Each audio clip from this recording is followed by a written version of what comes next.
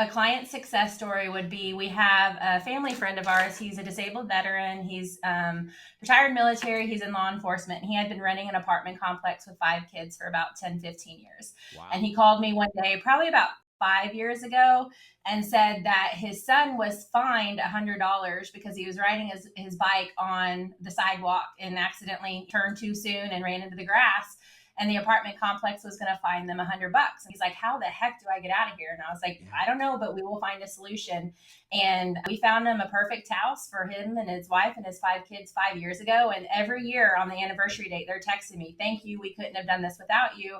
And it was just a huge accomplishment for them, and it was something that they had dreamed about for a really long time.